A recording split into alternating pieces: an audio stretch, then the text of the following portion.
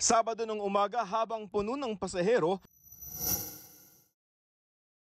biglang dumaos-os pababa ang escalator na ito na paakyat sana sa MRT 3 Taft Avenue Station. Nagkapatong-patong ang mga pasahero. Naputol na pala ang pangunahing kadena na nagpapaandar ng escalator.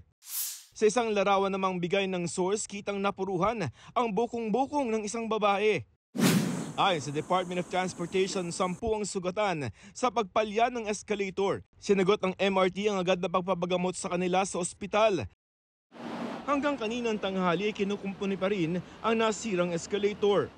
Yung mga bumababa dito ay sa halip na mag-escalator ay naghahagdanan na lamang. Mabuti kung medyo malakas ka pa at medyo bata, pero para dun sa ilan natin mga kababayan na medyo may edad na, ay medyo mahirap yung kanilang pag-akyat dito sa hagdanan. Mahirap. Bakit po? Nakakapagod.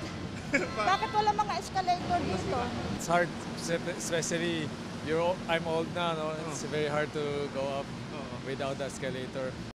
Humingi ng paumanhin ng General Manager ng MRT at tiniyak na sasagutin ang gastusin ng mga nasugatang pasahero. Tiniyakan niya ng maintenance provider ng MRT na Sumitomo Corporation of Japan na tatapusin ang repair ngayong araw.